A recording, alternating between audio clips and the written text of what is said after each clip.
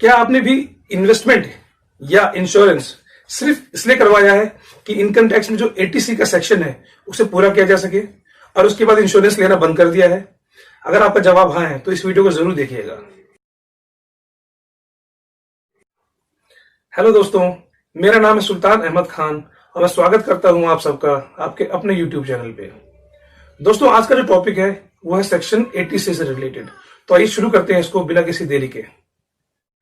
तो दोस्तों, ये जानने से पहले कि सेक्शन 86 कंप्लीट होने के बाद भी हमें इंश्योरेंस क्यों लेना चाहिए या उसकी हमारी लाइफ में इंपॉर्टेंस क्या है, उससे पहले ये जानते हैं कि सेक्शन 86 होता क्या है।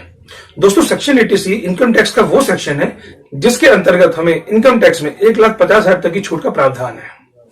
तो दोस्तों, ये जानते हैं कि सेक्शन 86 में कौन कौन से इन्वेस्टमेंट्स और कौन कौन से सेविंग्स कवर होती हैं। तो दोस्तों देखिए, ये है कंप्लीट लिस्ट जो सेक्शन 86 में आती है। इसमें लाइफ इंश्योरेंस पॉलिसीज हैं, 5 साल से ऊपर की एफडीज हैं, म्यूचुअल फंड्स हैं, और उसके बाद पीएफ है, पीपीएफ है, ट्यूशन फीस है, होम लोन की ईएमआईज है, और भी बहुत चीजें हैं जो एटीसी में आप देख सकते, पूरी लिस्ट देख सकते हैं जो कि कवर कर रही है।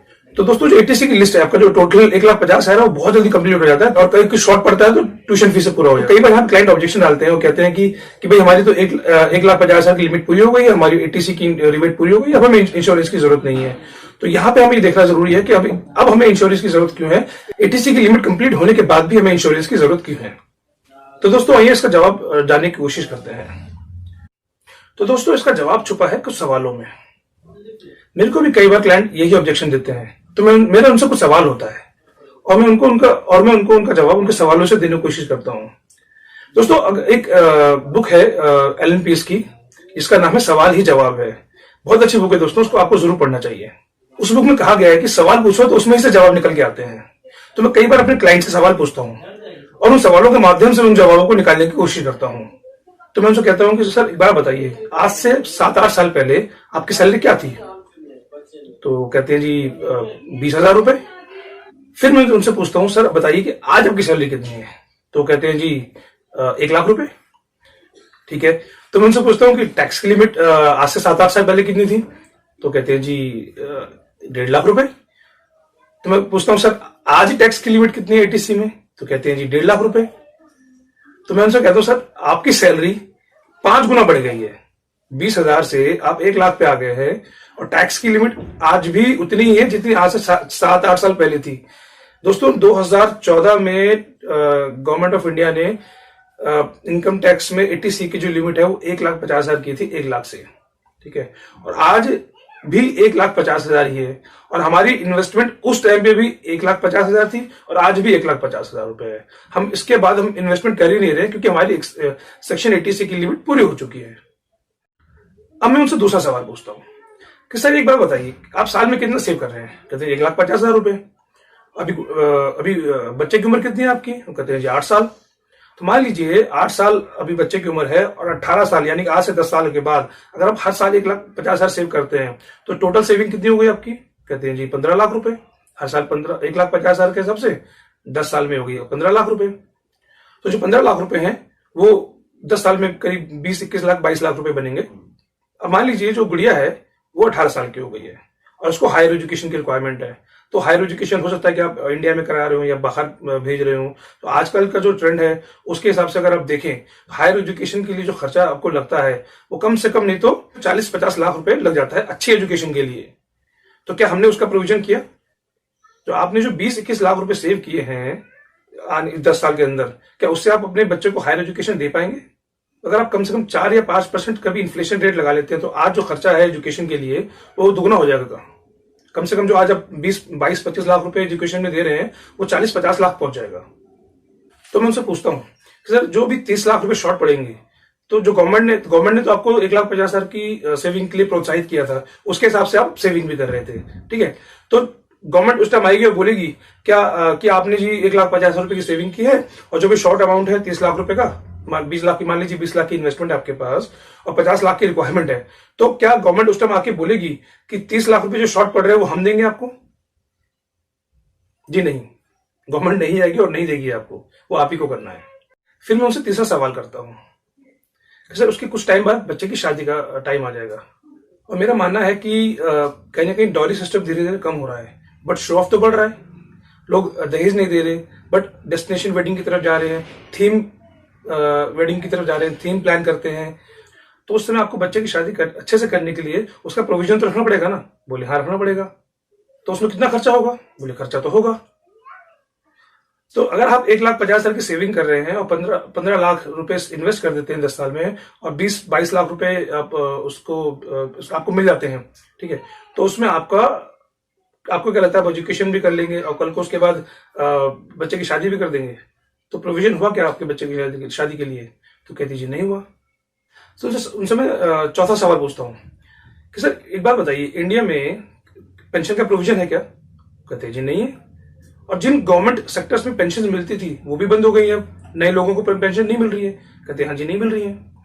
तो सर एक बात बताइए, आज आपके घर का खर्चा कितना है, या किसी के भी घर का खर्चा आज की डेट में कितना हो सकता है? नॉर्मल मिडिल क्लास का 20,000 रुपए, 25,000 रुपए, 30,000 रुपए, इतना ही होगा ना।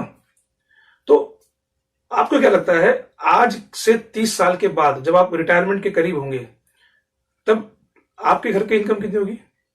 सर इन्फ्लेशन रेट के हिसाब से अगर चले तो कम से कम नहीं तो आपके घर का खर्चा आज से 30 साल के बाद 1 लाख रुपए तो होगा ही होगा।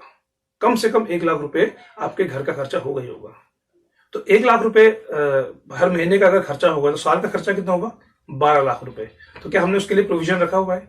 क्या हमने उसके लिए कोई प्रोविजन किया है? क्या हमने उसके लिए अपने पेंशन के लिए कुछ आज की डेट में कुछ किया है?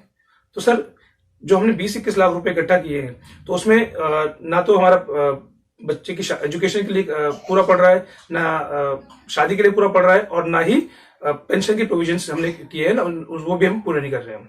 तो मैं उनसे पूछता हूँ, सर आपको क्या लगता है कि आज से 20-25 साल के बाद इंडिया में इंटरेस्ट रेट क्या होगा? तो कहते हैं जी पता नहीं।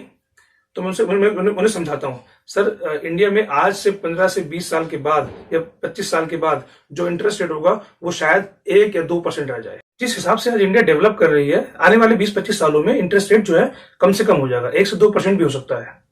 सर अगर आप बाहर के देशों में देखें तो यूएस जैसी कंट्री में वहां इंटरेस्ट रेट जो है 1% या 2% के अराउंड है। और जापान जैसे कंट्रीज में तो सर पैसा जमा करने के लिए भी आपको इंटरेस्ट देना पड़ता है, वहां पे आपको इंटरेस्ट मिलता नहीं है, वहां इंटरेस्ट रेट नेगेटिव में है। तो उससे अंदाजा लगा लीजिए कि आपका जो इंटरेस्ट रेट है इंडिया में क्या आने वाले समय में क्या होने वाला है। तो मैं कहता हूँ सर याद कीजिए, हमारे बचपन में जो इंटरेस्ट रेट हुआ करते थे उसमें 5 साल में डबल हो जाते थे पैसे, फिर 8 साल में होने लगे, आज 10 साल में डबल नहीं हो रहे सर। जिस तरह से इंडिया डेवलप हो रहा है धीरे धीरे करके, आने वाले 10 सालों के बाद जो इंटरेस्ट रेट 6% है आज की रेट में, वो 4% आ जाएगा, और उसके बाद 20 साल बाद वो शायद 3 या 2% पे आ जाएगा। तो जितनी भी डेवलप कंट्रीज आप देखेंगे, यूके, यूएस, चाइना, जापान, वहां इंटरेस्ट रेट बहुत ज्यादा कम है और 1 से 2% पे वेरी करता है, और जापान जैसे कंट्रीज में तो नेगेटिव में भी है। तो दोस्तों जब मैं उनसे सारे सवाल पूछता हूँ और ये चीजें समझाता हूँ तो वो कुछ देर के लिए सोच में पड़ जाते हैं। फिर उनको समझ में आता है कि हाँ, जो इंटरेस्ट रेट में डाउनफॉल आ रहा है, या फिर जो इन्फ्लेशन रेट जिसके अकॉर्डिंग बढ़ रहा है, उसके अकॉर्डिंग उनको एक अलग ही प्रोविजन करने की जरूरत है। जो आज की डेट में वो 10-12 हजार रुपए मंथली सेव कर रहे हैं, यानी कि 1,50,000 के आसपास ईयरली सेव कर रहे हैं, उससे उनका कुछ होगा नहीं, आगे आने वाले समय में दिक्कत, उनको प्रॉब्लम हो सकती है।